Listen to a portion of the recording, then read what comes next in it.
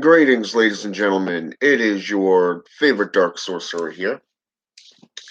And today I want to discuss with you why your magic fails. See, there are three main reasons why your sorcery fails you. One, you're working with two different opposing forces. For an example, let's take it from a biblical perspective. Okay? There's one verse in the entire JCI Bible, the entire Judo-Christian institutions Bibles, that says, and I quote, "You cannot serve two masters." Basically mean you cannot serve God, excuse me, and Jehovah. Okay, you cannot serve both of them at the same time. You cannot serve God and Mammon. God darn. My throat is dry today. Holy crap.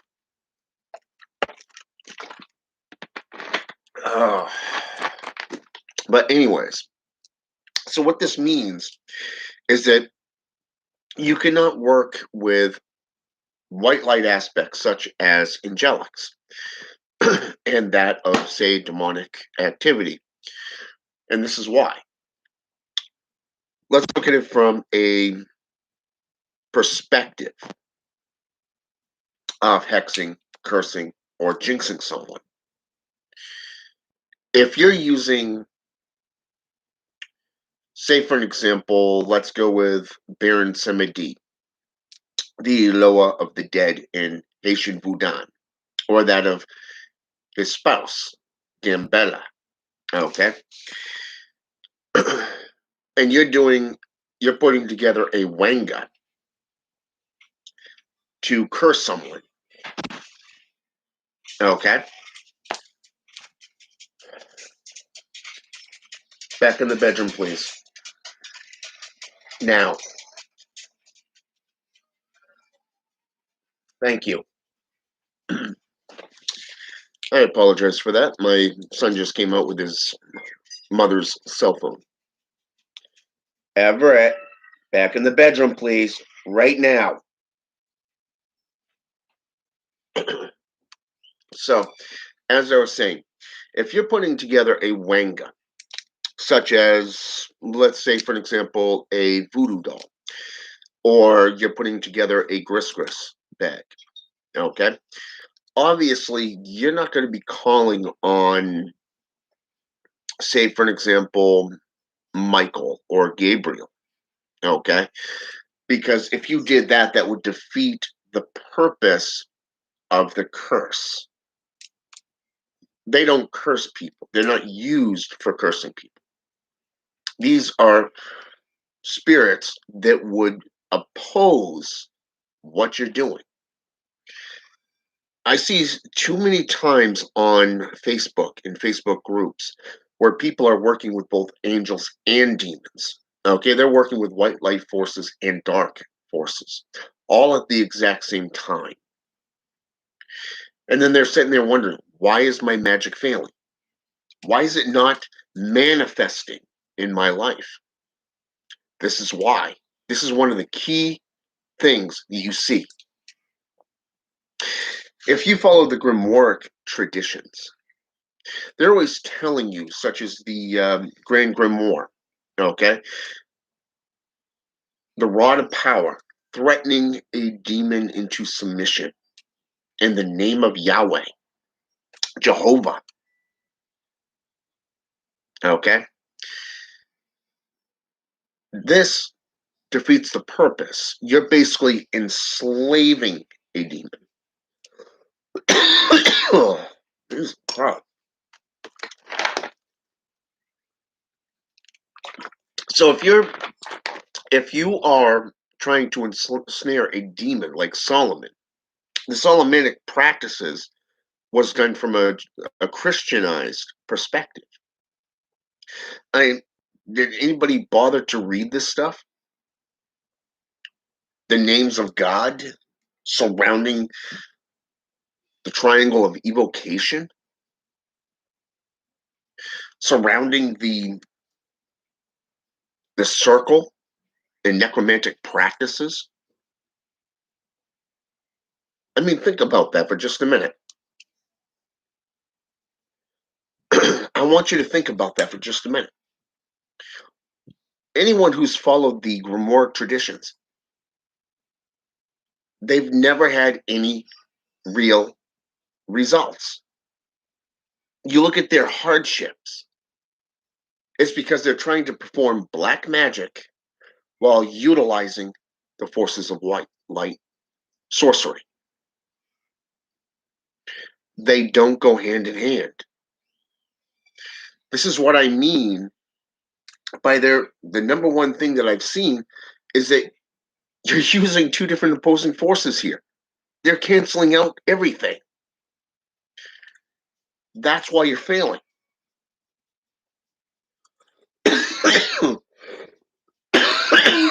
Excuse me.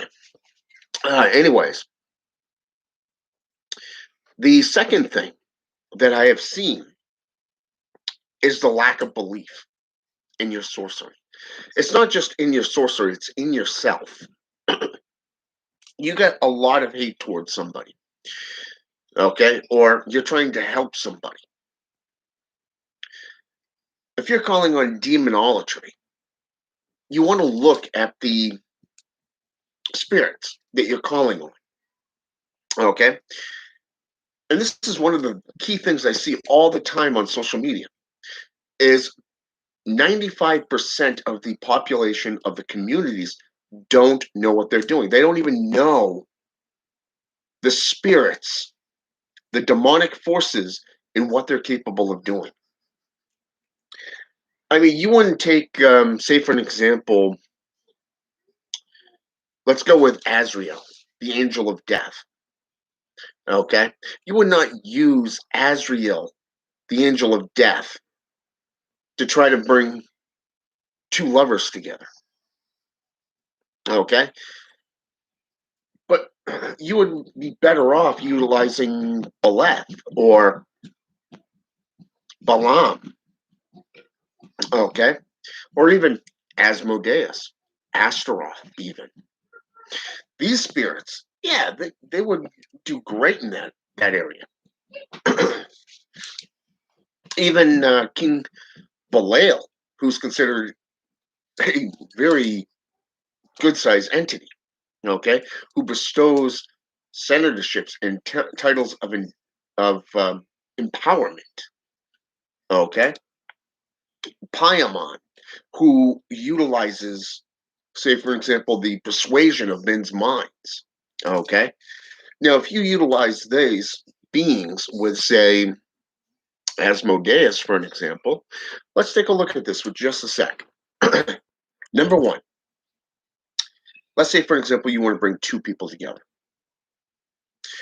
Asmodeus, demon of lust, but also wrath. So he could be used in two different areas there. Paimon, a individual who has the ability to persuade men's minds. It's not just men; it's also women. That statement is in any grimoire, be it White's, be it the Goetic, Solomantic. It doesn't matter. It doesn't go into detail. It just said persuasion of men's minds. Okay, which means all mankind. not just men, male, but everyone. So here, you could persuade their minds with his help. Balaam, not the king, but the other one, the one who's the tempter of the female. Or you can go with Beleth, who can influence lovers. Okay? You see how that brings everything together right there. So these beings are what would benefit you in that case. Just like, say, for example, calling on Azrael or Abaddon, or let's go with Samael, okay, is great for destruction rituals, or even Pazuzu, okay. Pazuzu is one of the greatest entities to work with for death rites and death rituals. A lot of people would just go with Satan or the demons in general, but trust me on that. I will tell you point blank, working with Pazuzu, the Harbinger, is a good one. Just like Moloch or Volok, Valak. These beings are great for destruction rites, possessions, and destruction. Works well in that case. So, so a lot of people right here don't know the entities that they're working with. Again, this is why you fail. This is why your sorcery fails. It's because a lot of times you're picking and choosing beings because of their names and what they're supposedly representing, without doing your research into demonology, okay, or angelology. For an example, if you're working with white light spirits, you may want to go with, say, Gabriel for healing. Okay, he's more like a messenger, much like the Greek god Hermes. Okay, he literally brings messages. Okay, even in the Bible, he approached, you know who. hmm So you see the point there. Know who you are calling. That is how you will get better results within your sorcery. And then the third aspect, the lack of manifestation, okay? The lack of will. A lot of people, they just go in, light the candles, have a photo of somebody, and they grab a couple of black candles because this is in their mind is tradition, okay? This is tradition from an atheistic, Satanist, black magic perspective. Now, don't get me wrong, black magic does entail black candles, but also red candles, okay? Because red represents power, rage, anger, passion. Black is the void, it is cold, it's death, it's demonic, at least to the world's perspective. What if I told you that you can do the same thing with white candles? Because it's out of purity.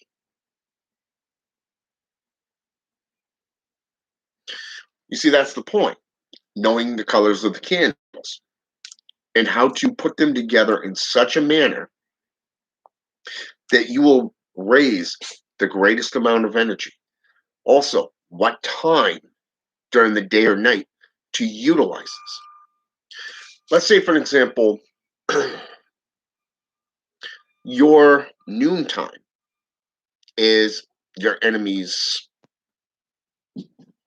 nocturnal time. So, in this case, going into your ritual space, say between noon and 3 p.m., would be their midnight to 3 a.m. Okay? They would be in a deep sleep, what is known as the Z state. This is their weakest point. They're helpless, they're defenseless. All their barriers are down. Okay. The next thing you want to do, what curse are you going to use?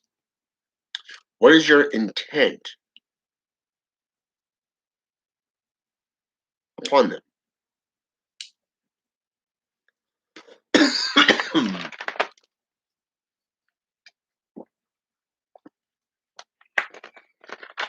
What is your intent upon them?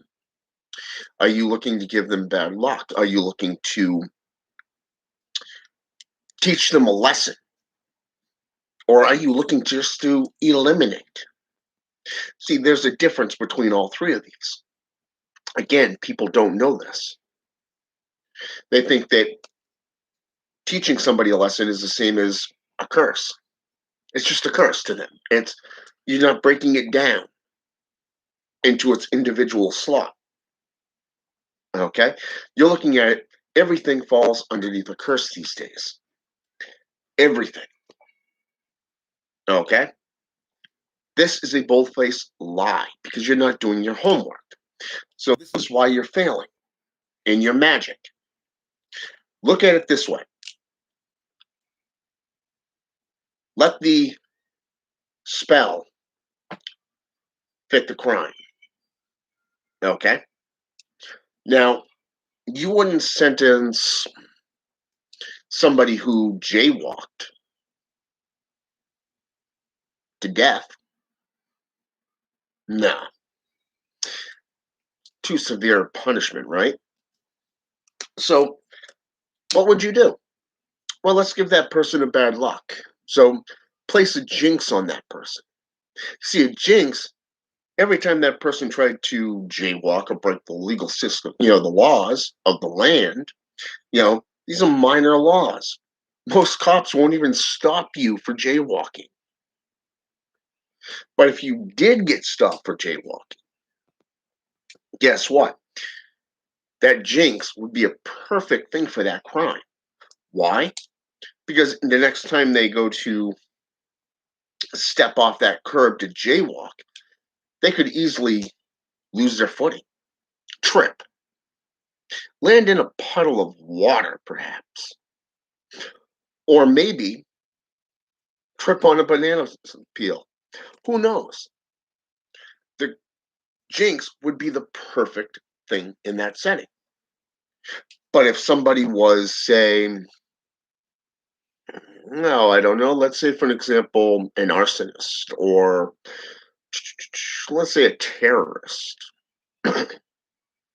going around, what's the biggest things you see on TV and through the stories of soldiers that have returned home injured. Ah, right. Suicide bombers, roadside bombs, stuff like that. Okay. Then, yeah, I would recommend a curse, flat out curse. Just eliminate the target, just obliterate. So that I would call on forces of darkness with, say, Pazuzu, or I would go with Abaddon, Alistar, Samael, beings of destruction and death that I could send their way and just say, hey, my intent is to kill. I'm focusing all my energy. I'm in that frame of mind. I've meditated on the issue. I've got the photo of that individual. I've got the cursing jar or the death, the coffin box, whatever system you're working in, you know, and you're looking at it and you're focusing all that energy. You're gonna have the sea salt around it. You may drop your blood on it. Mark them for death with your blood. You know, like say 3 drops of blood, 3 iron nails. Three nails poked through. In a form of sealing their fate. You know, you may have defiling moments like filling the jug up with your urine. Corrosive agent. You know, putting in black sand or sulfur powder, graveyard dirt, chicken's foot, Things like that, things that resemble death. Okay. You mark the person, the target for death. You put everything together, you seal it up, you put the candle on it, you let it, as it's melting down, you pour that wax over the cover so it dribbles down onto the can itself, sealing the spell in place. Now, keep in mind, it's still inside that circle, okay, of sea salt.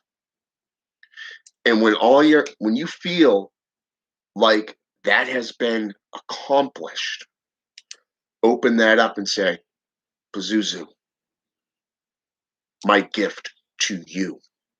Deal with them in your manner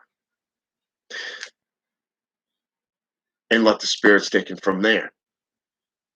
Now, one of the things that I would recommend is one of the greatest things that I've done in my own personal baneful sorcery is I've purposely kept it on my altar for about 1 to 2 weeks. Okay, 3 weeks max. Yeah, I had a sister of mine.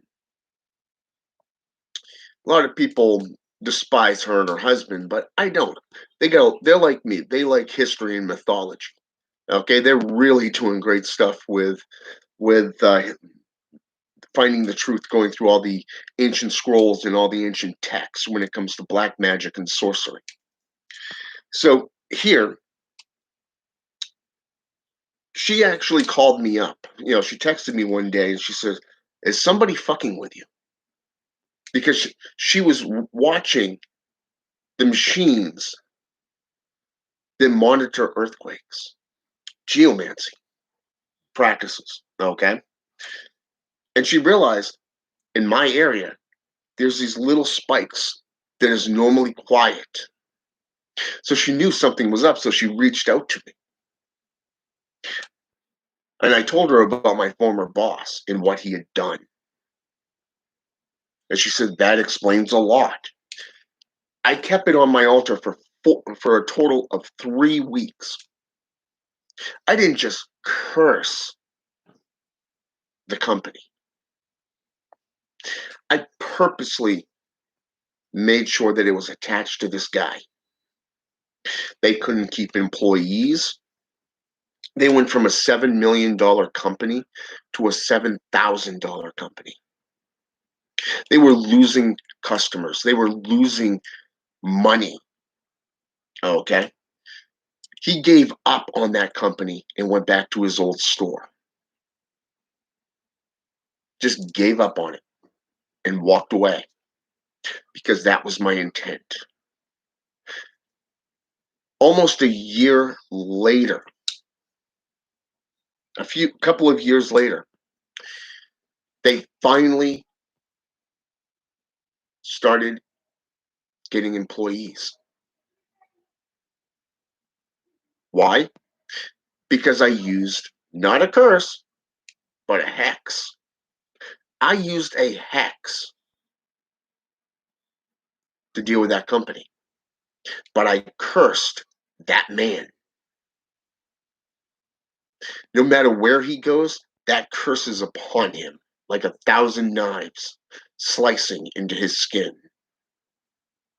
You see, to kill a man is easy, but to take everything that he cares about away from him will kill that man 1,000 times over. Okay? It's like 1,000 cuts. Goes a lot further, especially psychologically.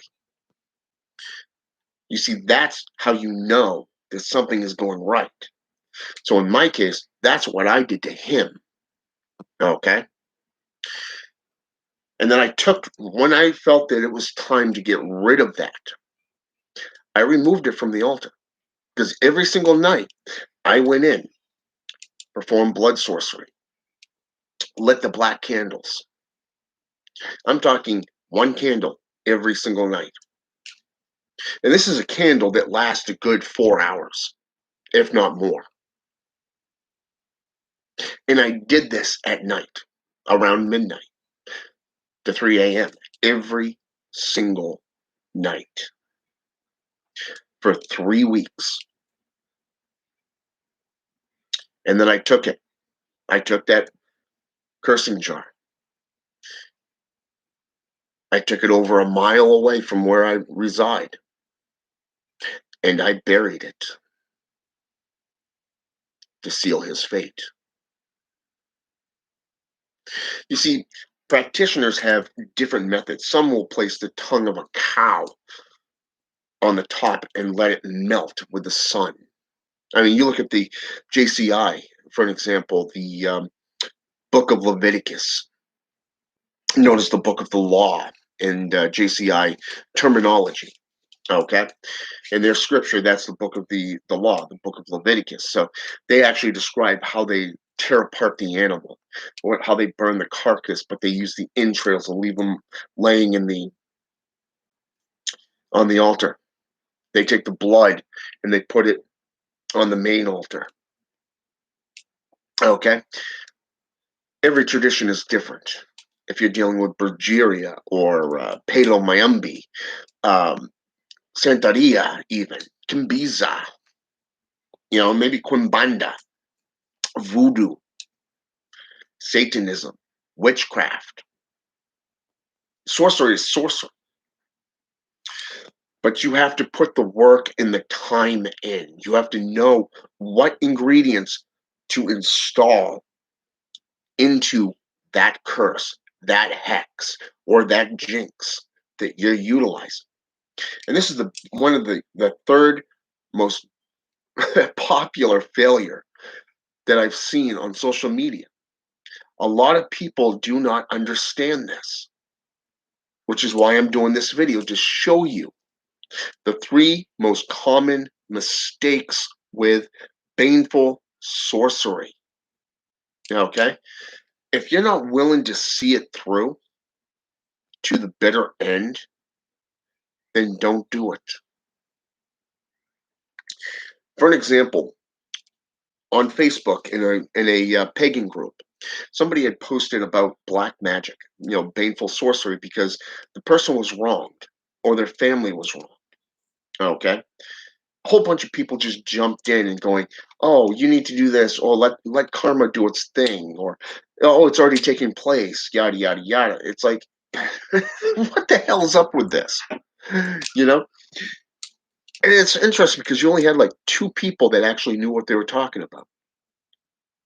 Just two people.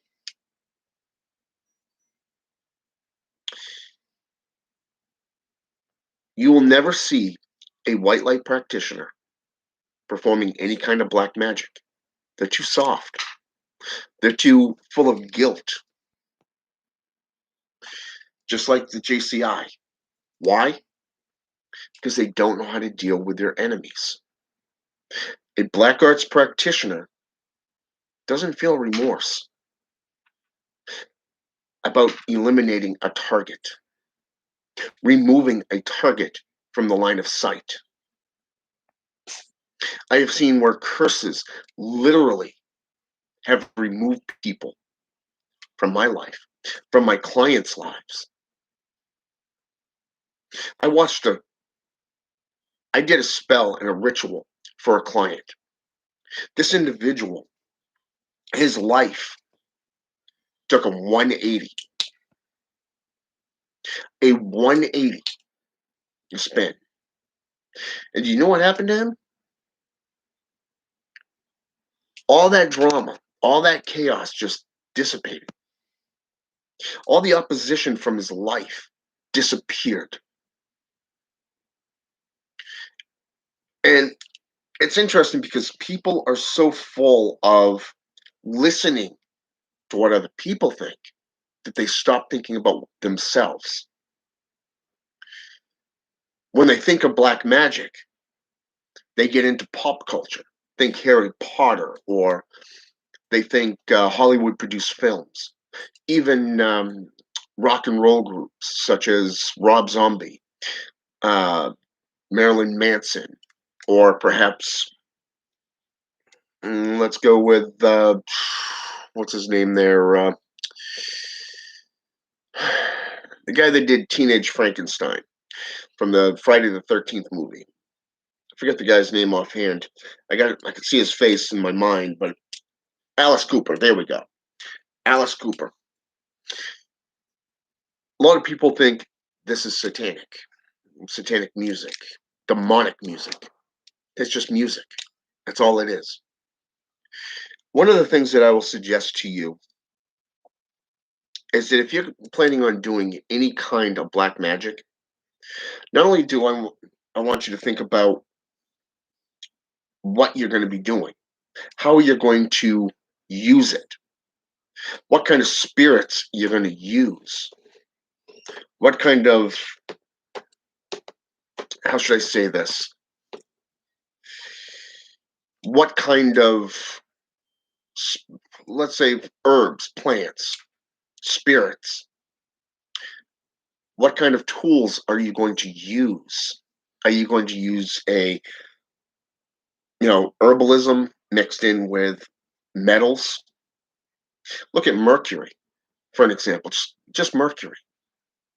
It's the most basic metal, and all other metals derive from it. You want to learn more about this? Get into the 3 books of occult philosophy by Agrippa. Okay, the 3 books literally speaks literally to the 7 rare metals, planetary magic, zodiacs, astronomy. More so, get into alchemy. Okay, alchemy is one of the most basic tools that a black magician uses. Sorcery. You look at the alchemical symbol for change, transmutations, transferences.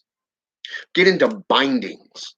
Okay, when people get into curses and hexes, they don't bind it to a single thing. Okay, you don't want to just link it to the person. You got to link it to an object. This is why a voodoo doll is a great effigy. Okay, a grisgris bag is a great effigy. A cursing jar is a great effigy. Why? Because you are linking it to both the person and your intent. You're binding them together. And then it's just a matter of disposing it. So I want you to do this. Number 1, I want you to get into meditation. I want you to work on your posture and your breathing. More so, I want you to learn to visualize in your mind's eye what your intent is. I want you to see it to the point where you taste it. You could smell it. Okay? Write it down. How does it make you feel? Use a journal. Keep a record of your ritual. What transpired out of it? I did a ritual one night. Just one night. I did this one ritual. And by morning, this person contacted me and said, there's a huge difference. Person looks like death. Just looks like death, completely white, pale, almost to the point of gray. And that was just within 6 hours of the spell being performed.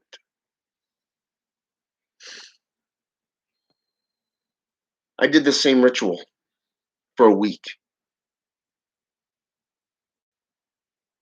The way it was described was the person lost the lead in the pencil, so to speak. Everything was going wrong for that person because the intent was to teach the individual a lesson. A lesson. You see, it was a matter of justice. It was a matter of balancing the scale. Link the crime to the punishment. Magic is there for you to use. Pagans, Wiccans, they regret everything, which is why you will never see a white light practitioner perform baneful sorcery. But when we look at for the most common things, these are the three most common basic mistakes.